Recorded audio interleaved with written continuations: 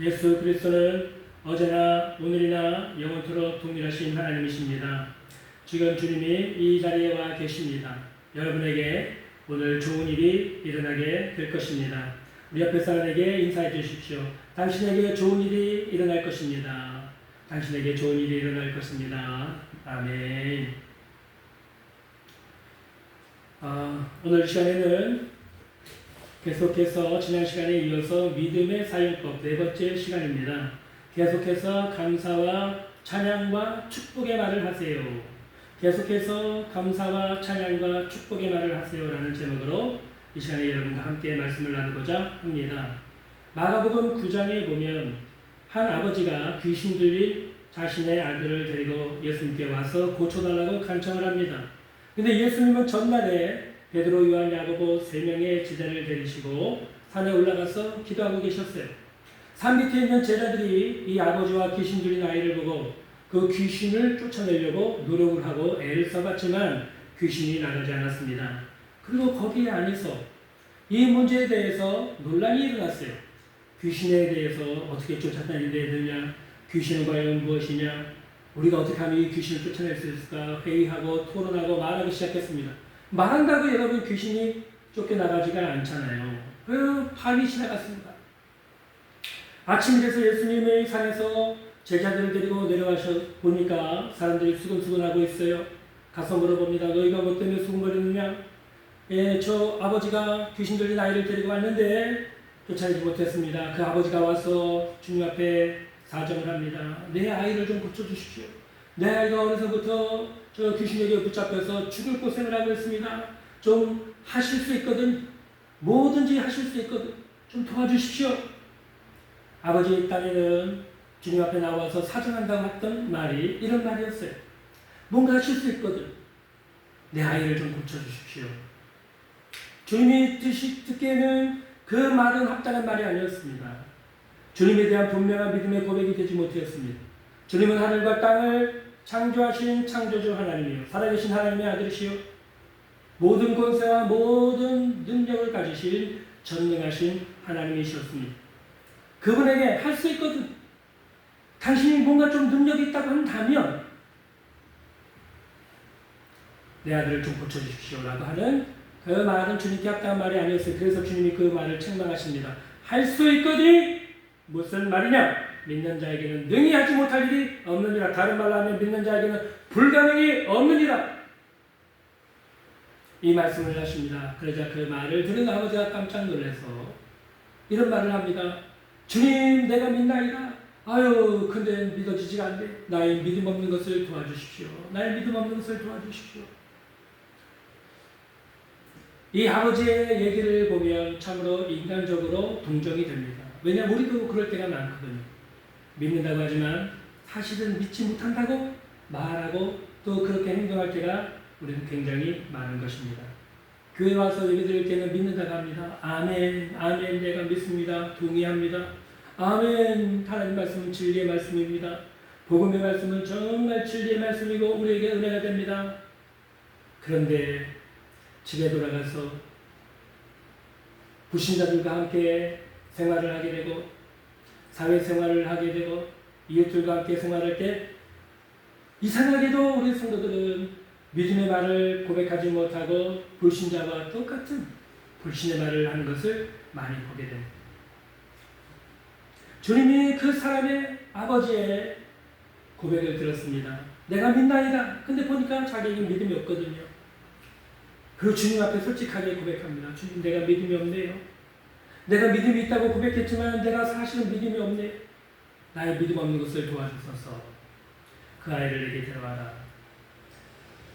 아이가 오는데 거품을 흘리면서 거꾸라집니다. 언제부터 이렇게 됐냐? 어릴 때부터 이렇게 됐습니다. 어릴 때부터 저 아이를 귀신이 죽이려고 물에도 던지고 불에도 던졌나이다. 예수님이 말씀하시기를 못 듣고 말 못하는 더러운 귀신아, 그 아이에게서 나와라! 명령하시니까 이 아이가 경련을 소리를 지르고 경련을 일으키면서 쓰러집니다. 그리고 잠잠해졌어요. 많은 사람들이 깜짝 놀라서 이거 저 아이가 죽었다. 예수님이 가서 그 아이의 손을 붙잡고 일으키십니다. 그랬더니 아이가 살아났어요. 귀신이 떠나간 것입니다. 할렐루야. 이 이야기를 통해서 우리가 한 가지 생각해 봐야 될 중요한 교훈이 있습니다. 과연 우리 성도들은 믿는다고 하면서 그 믿음을 입술로 고백하며 살고 있는가 하는 것입니다. 오늘도 어떤 목사님하고 차를 타고 서울 외곽에 있다가 서울로 돌아오는 도중에 대화를 하게 됐습니다. 대화를 하는 도중에 우리가 지금 있는 이 교회가 5년이나 7년 있으면 재개발이 된다고 합니다. 그때가 되면 이 교회가 다른 곳 지역으로 이동을 해야 돼요. 그래서 제 마음 가운데 여러 가지 고민이 있어서 그 목사님에게 얘기를 하면서 교회를 지상으로 이전하는 방향을 생각하고 있고 기도를 하고 있습니다. 목사님들도 생각나시거든 저희를 교회를 위해서 기도해 주십시오 하고 부탁을 드렸어요. 그랬더니 한 분이 대뜸하시는 얘기가 월세가 비쌀 텐데요. 월세가 많이 비싸요. 아니 누가 모릅니까? 월세 비싼 거? 월세가 비싸죠. 알고 있어요. 네, 그래도 믿음으로 기도하는 것입니다. 왜요? 하나님은 불가능이 없으시기 때문에.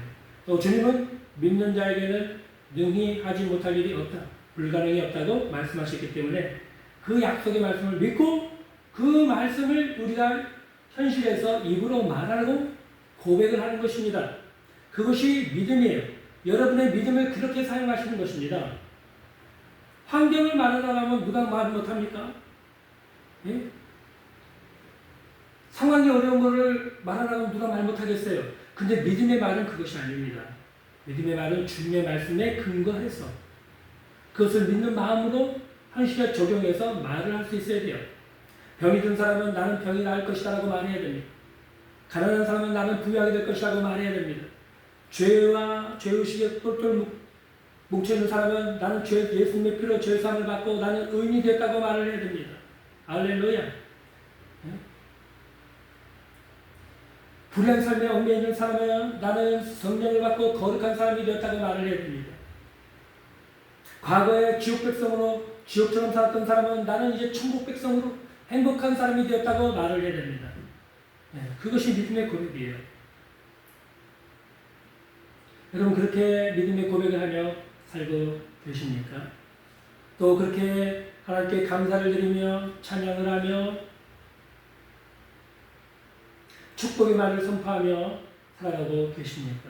많은 분들이 교회를 다니지만 믿음이 있다고 하면서도 하나님께 감사의 말을 하거나 찬양을 드리거나 아니면 축복을 선포하며 사는 성도들 전 거의 본 적이 없는 것 같습니다. 왜냐하면 믿음의 사용 방법을 알지 못하기 때문에 그래요. 그래서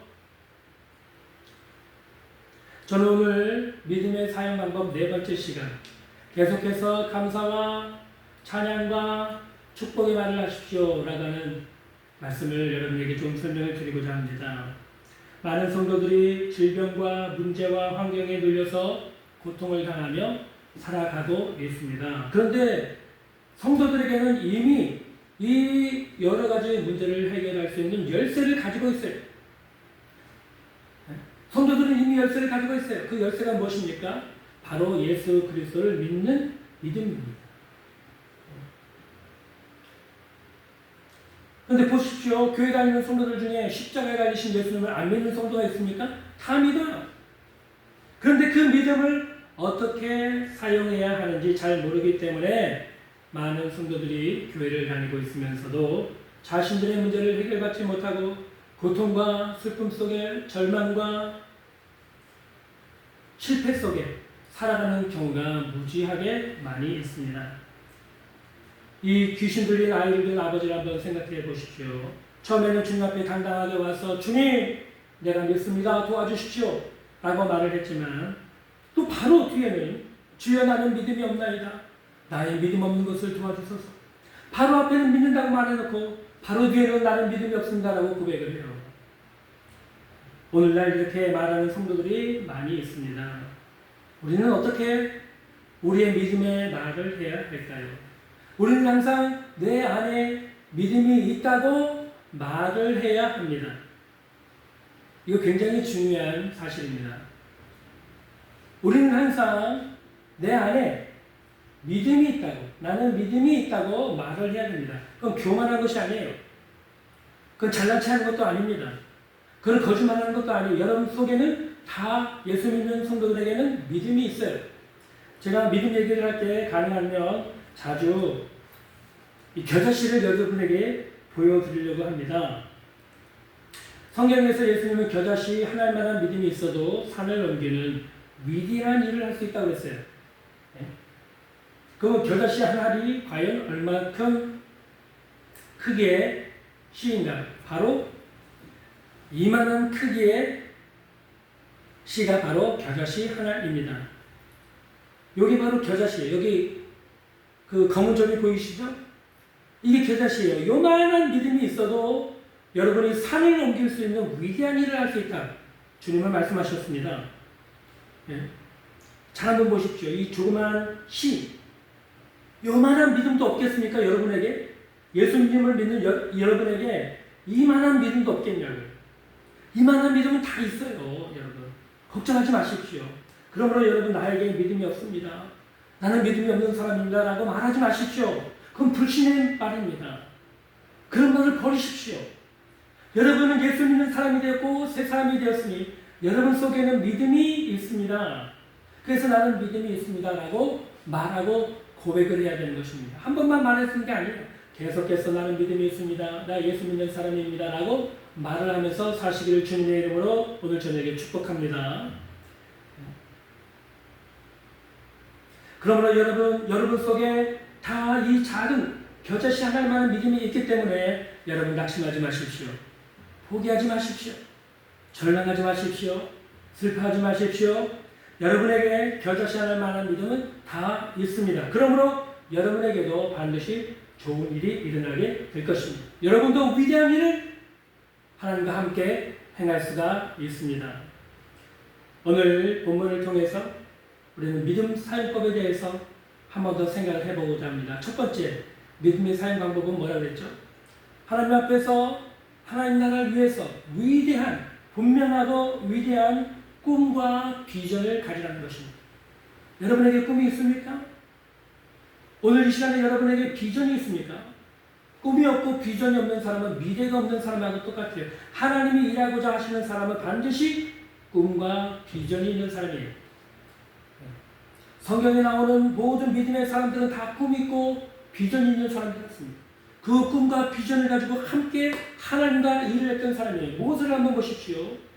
모세는 자기 생각대로 산 사람이 아니었어요. 자기 계획대로 산 사람이 아니었어요. 하나님을 나라를 위한 꿈과 위대한 비전을 가지고 일평생 그 꿈을 이루기 위해서 하나님과 동행을 하는 사람이었습니다. 애굽에서 10가지 재앙을, 또 광야에서 40년 동안의 불기둥, 구름기둥, 만나 매출하기, 수많은 이적을 행하면서 하나님 나라 위해서 사역을 하고 쓰임을 받았던 위대한 인생이 바로 모세였습니다. 바로 그에게 꿈과 비전이 있었어요.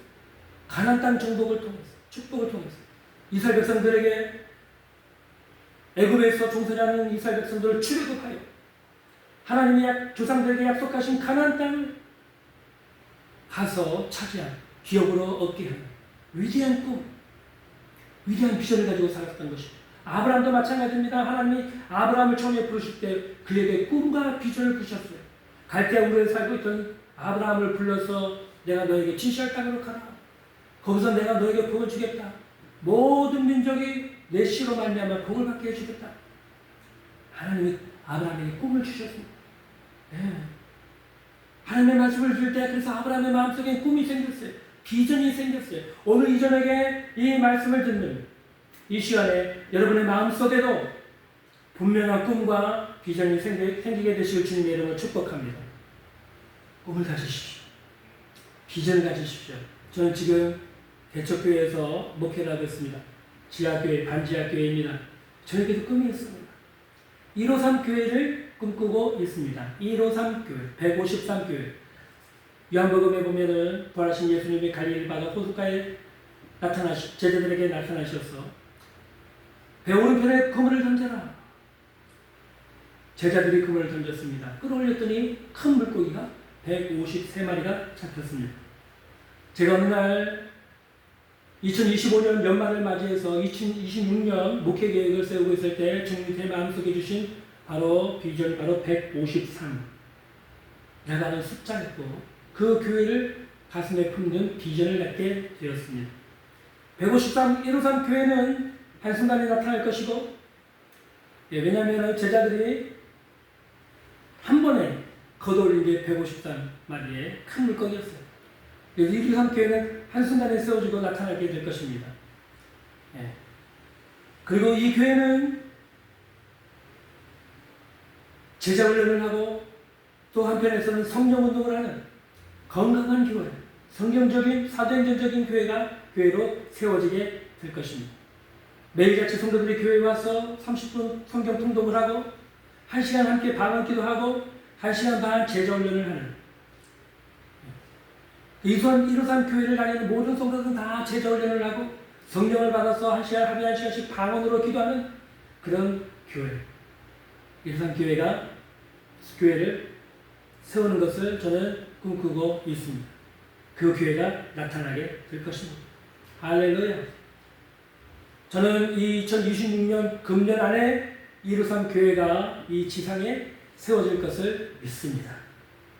여러분 시간 되시면 기억하시면 기도 시간에 저희 교회 사랑플러스 교회가 153 교회로 지상에 세워질 수 있도록 여러분 중보기도해 주시기를 간절히 바랍니다. 여러분에게 꿈이 있습니까? 여러분에게 비전이 있습니까? 하나님 나라를 위해서 여러분의 인생을 들여서 꿈꾸고 있는 하나님의 나라 위대한 꿈과 비전이 있습니까? 그런 꿈과 비전을 가지실 주님의 이름으로 축복합니다. 두 번째, 꿈과 비전이 분명하게 세워졌다 한다면, 그것을 분명하게 여러분이 말할 수 있다고 한다면 그것이 이루어질 것이라고 분명하게 믿으십시오. 꿈은 있지만 비전은 있지만 믿지 않는 사람들이 오늘날 얼마나 많은지 모릅니다.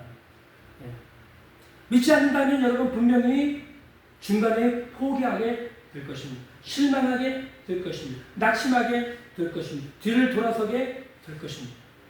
그러므로 여러분 처음부터 여러분 하나님 앞에 가진 꿈과 비전이 반드시 이루어질 것이라고 믿으십시오. 내 믿음대로 될지어다. 하나님은 말씀하십니다. 그러므로 여러분이 하나님 나라를 위해서 가지신 위대한 분명한 꿈과 비전은 반드시 현실로 나타나게 될 것입니다. 그런 꿈을 가지시기를 바랍니다. 조영기 목사님 같은 경우에 천막교회 있을 때부터 세계에서 가장 큰 교회를 세우는 꿈을 꿨다고 그러죠. 그 꿈이 이루어질 것을 분명하게 믿고 기도하기 시작하셨다고 해요. 그 천막교회에서부터. 그것이 나타나지 않습니까? 그것이 꿈이 이루어지지 않습니까? 그런 것입니다. 하나님의 역사는 하나님 앞에서 위대한 꿈을 꾸고 그것이 이루어질 줄 믿는 사람들에게 그 믿음을 통해서 그 일이 나타나는 기적이 일어나는 도록 하나님 우리의 믿음을 사용하시는 것입니다. 그러므로 여러분 믿음이 있다면 여러분 하나님 앞에 가지신 그 위대하고 분명한 꿈이 반드시 이루어질 것을 믿으십시오. 세 번째는 그 꿈이 이루어질 때까지 불타는 소원을 가지고 기도해야 됩니다. 간절하게 기도해야 됩니다. 어영부영 기도하지 마십시오. 기도하는 시간을 분명하게 정하십시오. 그 한 시간을 여러분 마음에 애타는 마음을 가지고 간절한 마음을 가지고 불타는 마음을 가지고 기도하십시오. 기도가 잘 안 되거든 방언으로 기도하십시오. 마음속에 꿈을 그려가면서 꿈이 이루어지는 것을 그려가면서 방언으로 기도하십시오. 전도를 하고 싶다면 10명이든지 20명이든지 50명이든지 100명의 사람 영혼들을 놓고 마음속에 환상을 그려가면서 기도하십시오. 그 사람들을 이끌고 교회에 나와서 예배드리는 꿈과 환상을 여러분 마음속에 그려보시고 생각 속에 그려보시길 바랍니다. 만약에 가정이 분열되고 깨어지고 어려운 처지에 있다면 그 가정이 다 한 자리에 모여서 행복하게 하나님 앞에서 예배를 드리고 찬송을 하고 함께 주일날 교회에 나와서 예배를 드리는 그런 꿈을 꿀 수 있게 되기를 간절히 바랍니다. 그렇고 마음속으로 기도하시길 바랍니다. 할렐루야. 몸이 아프신 분은 여러분이 몸이 건강하게 되어서 이제 일상생활을 평화롭게 할 수 있고 또 여러분 두 발로 편안하게 걸어 나와서 교회 나와서 예배하고 봉사하고 전도할 수 있는 그런 자신의 모습을 여러분 마음속으로 생각 속으로 꿈꾸시기를 바랍니다. 이것을 이루어달라고 여러분 간절히 하나님 앞에 매달려서 기도하시기를 바랍니다. 그것이 세 번째 단계입니다. 네 번째 단계는 그 일이 이루어질 때까지 항상 하나님 앞에 감사하고 찬양하고 축복의 말을 하십시오. 부정적인 말을 하지 마세요. 많은 성도들이 하나님 앞에 나와서 열심히 기도를 해놓고서 기도 응답을 받지 못하는 가장 큰 이유 중에 하나는 부정적인 말을 해서 기도한 것을 다 까먹기 때문입니다. 사람들은 잘 모르는데 여러분의 말에는 여러분의 인생을 창조하는 능력이 있습니다. 여러분의 말로서 여러분의 미래를 만들어가고 창조해 나가는 것입니다. 여러분이 항상 부정적인 말을 하면 마귀가 와서 여러분의 인생을 절망과 슬픔과 질병과 저주로 만들고 결국 파멸하게끔 만듭니다. 그러나 여러분이 항상 믿음의 말을 하고 감사의 말을 하고 하나님을 찬양하고 축복과 격려의 말을 하면 천사들이 와서 도와줍니다. 성령께서 바람같은 역사를 통해서 여러분의 인생을 기쁨과 행복과 기적과 형통한 삶으로 변화시켜 주시는 것입니다. 여러분 이 자연세계에 보면 유유상종의 법칙이 원리가 작동되고 있는 것을 보게 됩니다. 영적인 세계에서 마찬가지고요. 동물들이 사는 것을 보십시오. 새들은 새들끼리 놉니다. 물고기는 물고기들끼리 놀고 개들은 개들끼리 놀아요. 개들이 물고기와 노는 것 본 적이 없고 물고기가 새들과 노는 것 본 적이 없는 것처럼 영적인 세계에도 마찬가지 원리가 작용됩니다. 여러분이 부정적인 말을 계속해서 사용하게 되면 마귀가 와서 귀신이 와서 여러분의 친구가 되어줍니다. 그러면 와서 여러분의 인생을 도둑질하고 빼앗고 죽이는 일을 하게 됩니다. 망하게 되는 것입니다. 그러나 여러분이 믿음의 말을 하고 감사의 말을 하고 찬양을 하고 사람들을 축복하는 말을 계속하게 되면 천사가 오게 되고 거룩한 성령께서 오셔서 죄사함과 거룩함의 은혜를 주시고 여러분에게 성령이 충만한 은혜를 부어주시고 아브라함의 축복을 가져다 부어주시고 여러분에게 건강의 삶으로 기름 부어주시고 천국으로 인도해 주시는 것입니다. 그러므로 여러분 항상 하나님께 감사하고 찬양하고 축복의 언어를 말하십시오. 문제는 사람들이 꿈과 비전이 이루어져야만 그때 기도 응답이 이루어져야만 그때 감사하고 찬양하고 축복의 말을 하겠다고 그런 생각을 하는데 그건 잘못된 거예요. 믿음의 사용 방법을 모르는 거예요. 꿈이 이루어지기 전에 비전이 이루어지기 전에 기도 응답이 이루어지기 전에 먼저 하나님께 감사하십시오. 하나님을 찬양하십시오. 빌보 감옥에 바울과 실라가 복음을 전하다가 억울하게 누명 쓰고 매를 맞고 갇히게 되었습니다. 감옥에 갇혀서 억울한 누명을 써서 또 두드려 맞았으니까 얼마나 억울합니까? 얼마나 분통합니까? 얼마나 화가 납니까?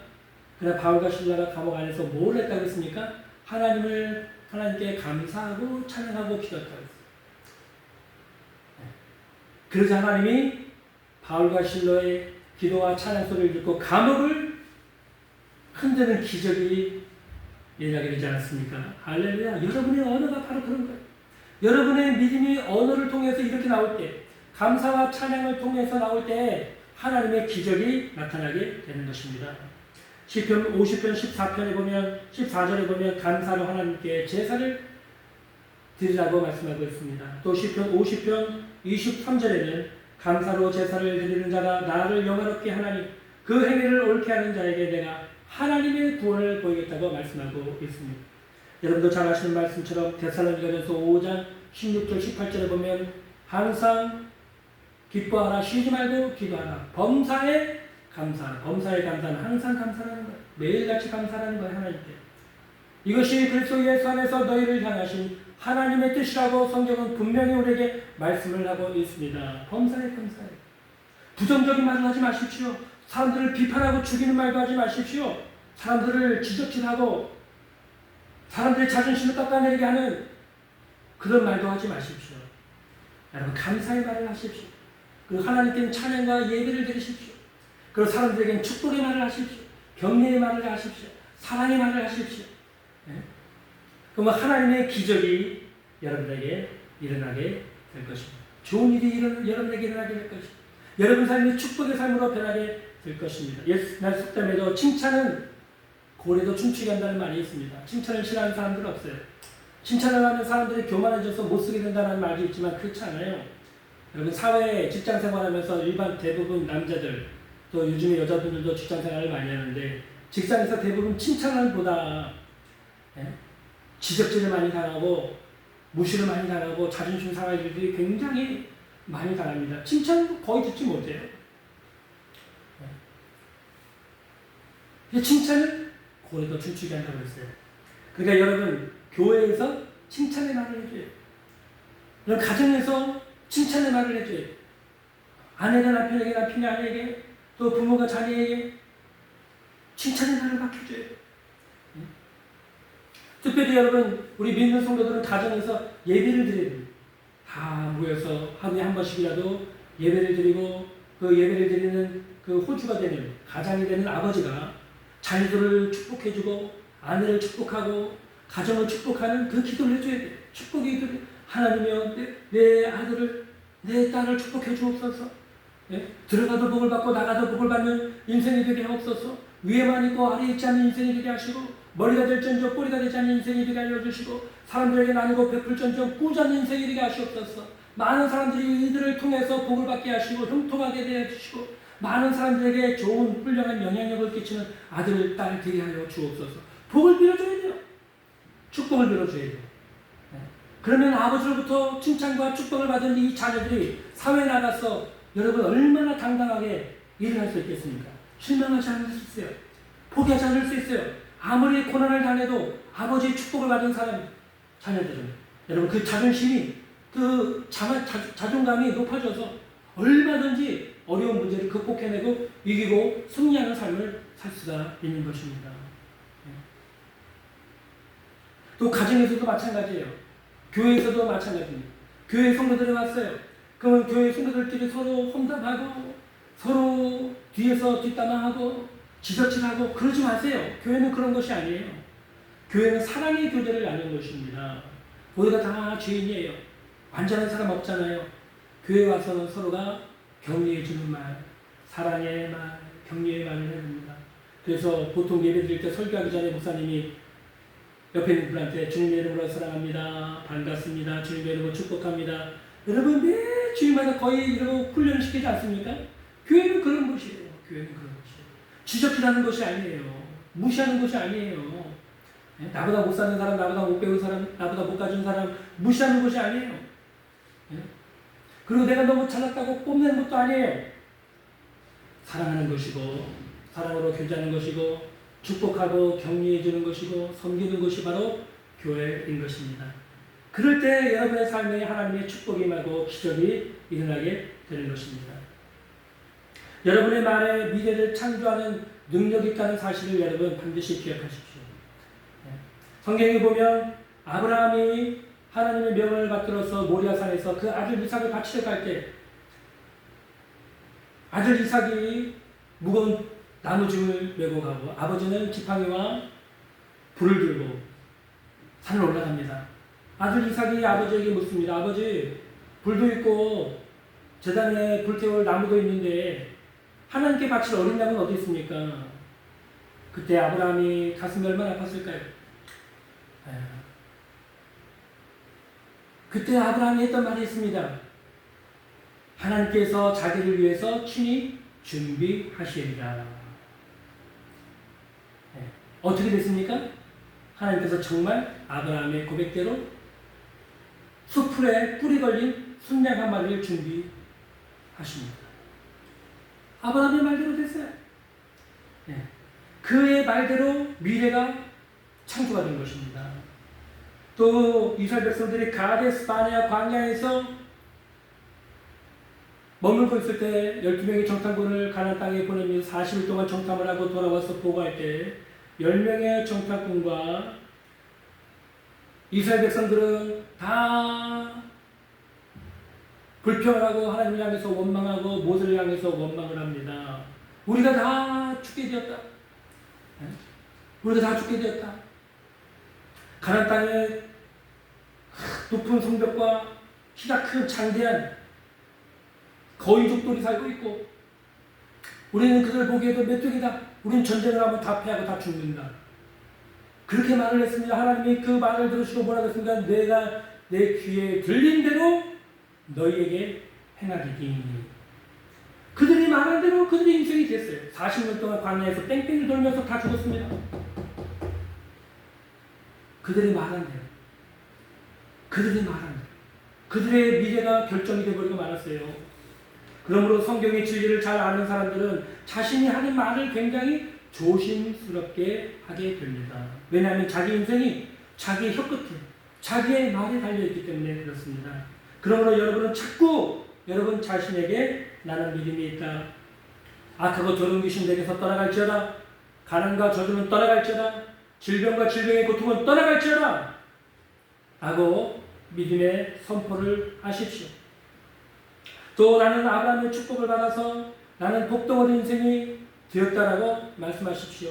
나 때문에 아내가 복을 받고, 나 때문에 남편이 복을 받고, 나 때문에 자녀들이 복을 받고, 나 때문에 우리 가정이 복을 받고, 나 때문에 우리 교회가 복을 받고, 우리 성도들이 복을 받고, 우리 목사님이 나 때문에 복을 받고, 내 이웃이 나 때문에 복을 받고, 친척과 친구들이 나 때문에 복을 받고, 이 지역사회가 나 때문에 복을 받고, 이 민족이 나 때문에 복을 받고, 세계 열방이 많은 사람들이 나 때문에 복을 받게 될 것이다.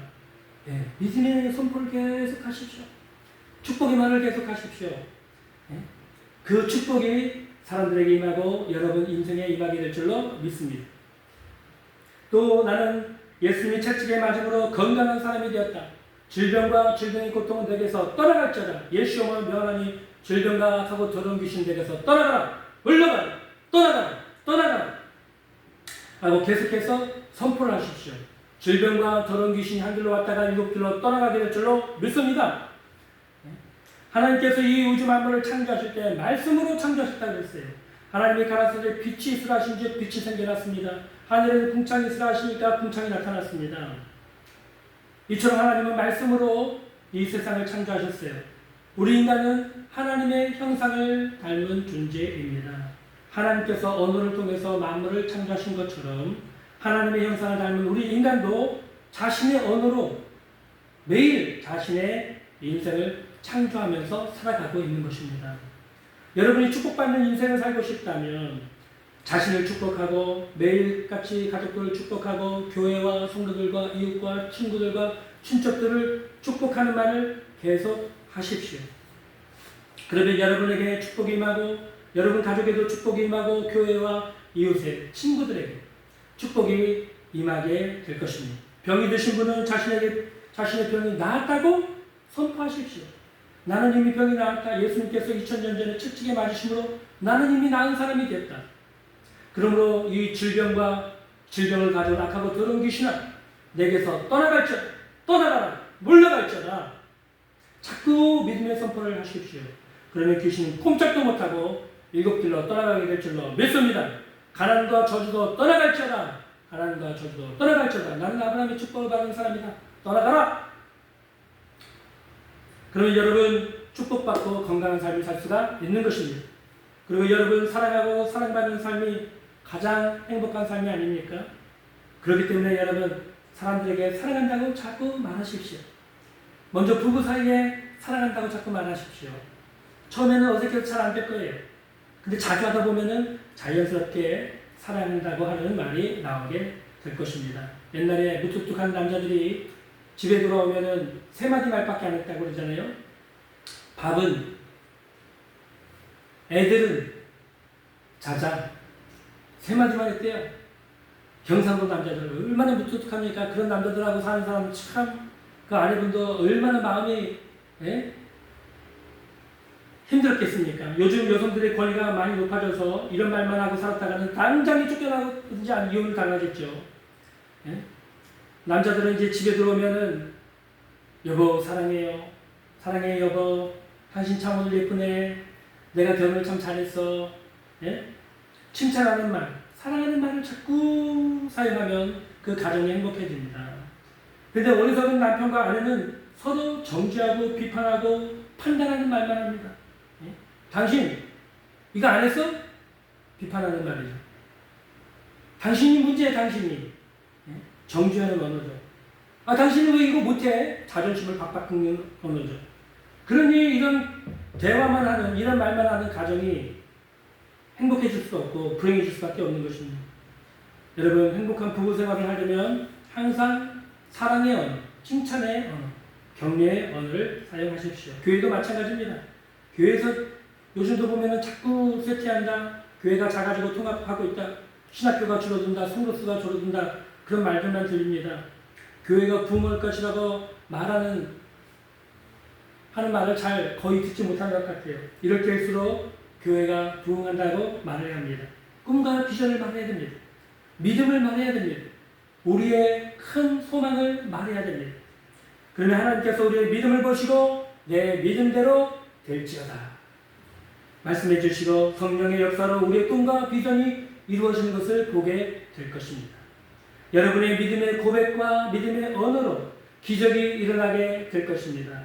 그러므로 항상 믿음 안에서 감사의 말, 찬양하는 말, 축복의 말을 하시기를 바랍니다. 여러분의 믿음이 30배, 60배, 100배로 성숙하고 자라게 될 것입니다. 믿음의 역사들이 나타나게 될 것입니다. 기적이 나타나게 될 것입니다. 여러분에게 좋은 일이 일어나게 될 것입니다. 기도하겠습니다.